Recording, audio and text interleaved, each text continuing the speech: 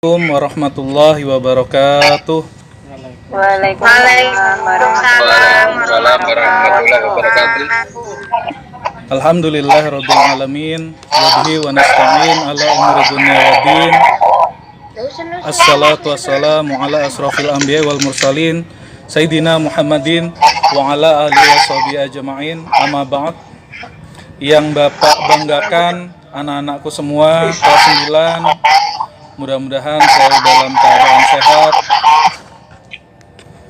Dalam kesempatan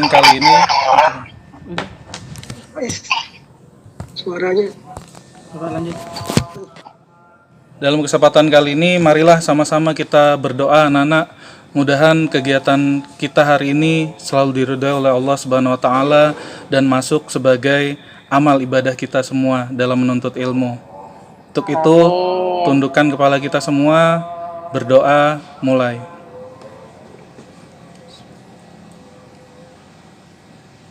Berdoa selesai. Baik anak-anak, sebelum kita lanjut ke materi, Bapak ingin lihat dulu absennya ya. Oke, Bapak lihat dari Zoom ini semuanya sudah hadir. Oke, tapi untuk lebih lengkapnya lagi administrasi, silahkan mengisi absen di Google Form yang sudah Bapak sediakan di kolom komentar ya. Silahkan diklik ke kolom hadirnya, ditulis nama, nomor absen, dan kelas. Oke anak-anak, dalam pembelajaran kali ini insya Allah kita akan membahas tentang materi jujur. Nah, dalam materi jujur ini diharapkan kalian nanti akan mengerti setelah pembelajaran, mengerti tentang pengertian jujur dengan benar, mengerti tentang dalil nakli tentang jujur, selanjutnya manfaat jujur dalam kehidupan sehari-hari. Nah, kita masuk di kegiatan inti anak-anak. Silahkan kerjakan soal pretest yang Bapak berikan ya, tidak banyak soalnya, cuma 5 soal saja untuk melihat pemahaman kalian sebelum materi. Silahkan dikerjakan di Google Form yang sudah Bapak siapkan. Sudah Pak. Oke, terima kasih anak-anak.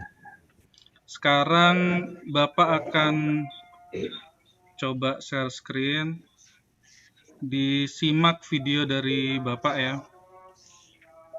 Videonya anak-anak nanti Bapak share kembali video tersebut, linknya di grup WA, atau bisa lihat juga di Google Classroom kalian. Nanti akan Bapak lampirkan videonya apabila ingin melihat lebih lanjut lagi tentang videonya.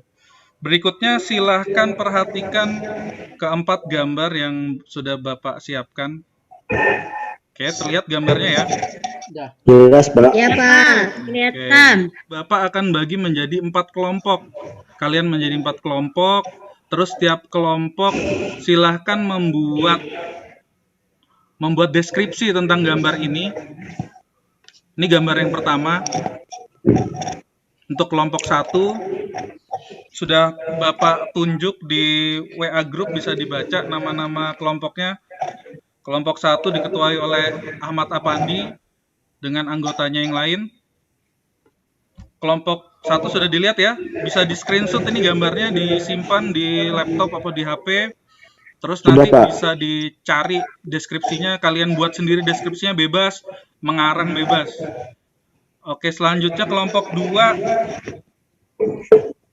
Silahkan perhatikan gambar berikut ini. Kelompok 2 itu ada di grup WA, diketuai oleh Junaidi dan teman-teman yang lain sebagai anggotanya. Siapa? Silahkan dibuat deskripsinya tentang gambar ini. Selanjutnya kelompok 3 kepada Alam Syah dan anggotanya mendiskusikan dan membuat deskripsi tentang gambar 3 ini. Oke, terima kasih Alam Syah.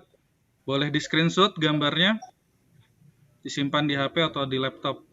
Dan yang terakhir kelompok 4, silahkan Ismadi screenshot, membuat deskripsi bersama teman-teman yang lain ya. Nanti dipilih deskripsi yang paling bagus, Dia yang dipresentasikan di kelas.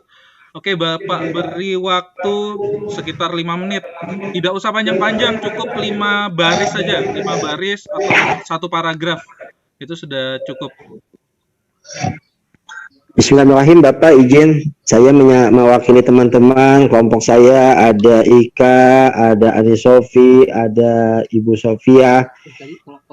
Jadi hasil kesimpulan rumusan kami saya bacakan, Bapak. Kantin kejujuran adalah kantin yang menjual makanan dan minuman yang mana penjualnya tidak ada dan hanya ada makanan dan minumannya saja. Pembeli di sini hanya akan membayar sesuai dengan harga yang ada di sana. Sebagai pemilik kantin kejujuran, kita harusnya tergantung kepada Allah. Kantin kejujuran ini memiliki manfaat untuk membantu anak dalam hal menerapkan kejujuran. Kejujuran yang dimaksud di sini tidak saja berguna di dunia, tetapi juga untuk bekal akhirat. Serta kantin kejujuran diharapkan ke depannya membawa kita menjadi orang yang bebas korupsi. Kantin kejujuran memiliki unsur tolong-menolong, baik dari sisi penjual dan pembeli. Sisi penjual mengharapkan ada jualannya laku, sedangkan sisi pembeli bersifat praktis. Kayaknya demikian, Bapak. Terima kasih. Oke, luar biasa pemaparan dari kelompok 1. Terima kasih Apandi. Terima kasih kelompok 1 yang sudah menyajikan materi dengan sangat baik. Mudah-mudahan kelompok yang lain tidak kalah ya, bisa lebih baik lagi nih. Oke, kita masuk kelompok kedua. Silahkan kepada ketua kelompok 2.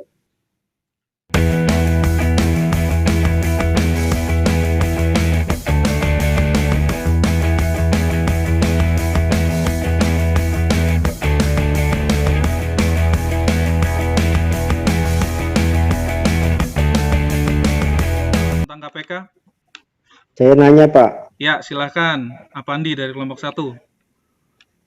KPK itu kan dikenal sebagai penegak hukum, Pak. Kok bagaimana integritasnya ada pernah pimpinan KPK, Akil Mukhtar, itu malah korupsi, Pak. Ya. Jadi bagaimana perekrutannya? Oke, pertanyaan yang baik sekali dari Apandi ya. Silahkan kelompok 2 menjawab. Terima kasih Apandi atas pertanyaan. Mungkin pertanyaan perlu dijawab Pak. Kayaknya pertanyaan untuk orang tua ini Pak. Anak SMP, siapa Akil Mukhtar, saya juga nggak tahu Pak. Ya mungkin Bapak saya kembalikan ke Bapak untuk menjelaskan. Saya sering nonton Bapak saya di rumah, nonton berita TV One. Wah banget. Anda mulutnya pintar benar. Ya, bagus sekali pertanyaannya ya, Apandi, yang kritis dan luar biasa nih pertanyaannya. Jadi, bagaimana proses perekrutan KPK? Ada yang bisa jawab nggak? Teman-teman yang lain. Kok bisa sebagai KPK yang seharusnya sebagai lembaga yang menegakkan hukum, lembaga yang menegakkan kejujuran, lembaga yang harusnya memberantas korupsi, malah melakukan korupsi? Ayo, saya yang lain, teman-teman, silakan jawab. Ya, saya Pak. Ya, Ismati Pak mau menjawab nih mungkin pendapat saya Pak. Memang perekrutannya itu menurut saya sudah benar itu Pak. Tapi kenapa terjadi di situ korupsi? Mungkin terkait dengan keimanannya mereka ya. Jadi mungkin belum pernah mengikuti itu tentang jujur yang ditanamkan pelajaran yang ada di sekolah-sekolah tertentu. Mungkin kejujurannya yang kurang itu Pak.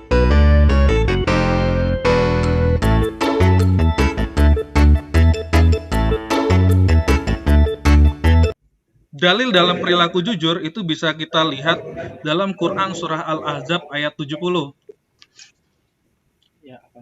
Silahkan kepada Muhammad Rizal. Ada Muhammad Rizal. Dibaca.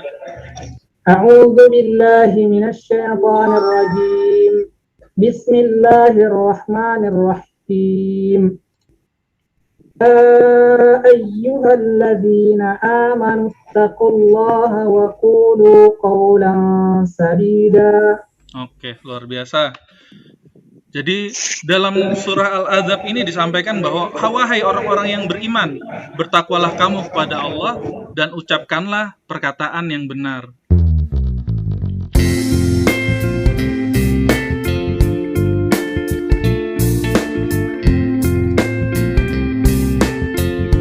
Hal-hal yang belum dipahami, Saya Pak nanya Pak, silakan Apandi. kita kan jujur, tapi boleh nggak kalau kita itu berdusta? Mungkin karena terpaksa. Yang terpaksa seperti apa Pak? Kita boleh sampai berdusta? Oke, pertanyaannya bagus. Silakan teman yang lain, ada yang bisa menjawab?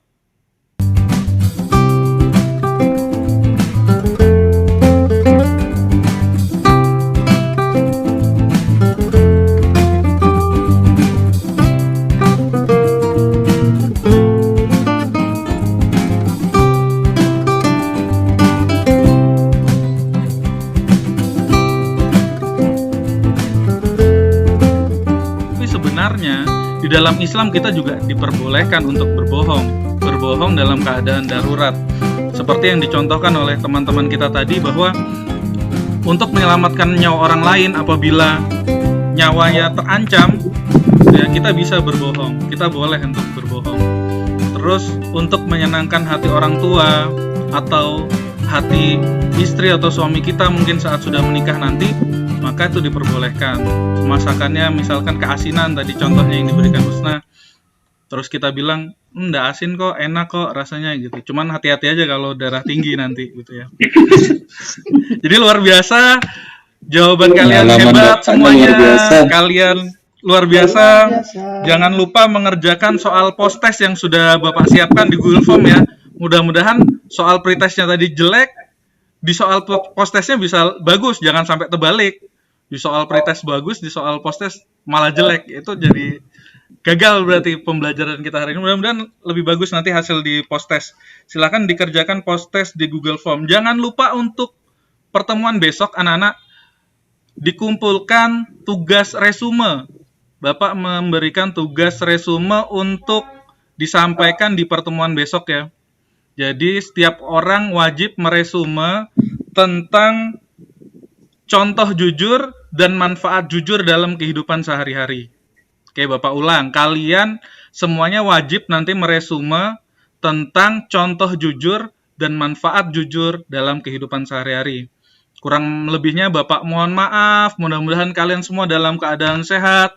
Wallahul muwaffiq ila aqwamit thoriq. Wassalamualaikum warahmatullahi wabarakatuh. Waalaikumsalam warahmatullahi wabarakatuh. Sama kita tutup dengan bacaan hamdalah. Alhamdulillah.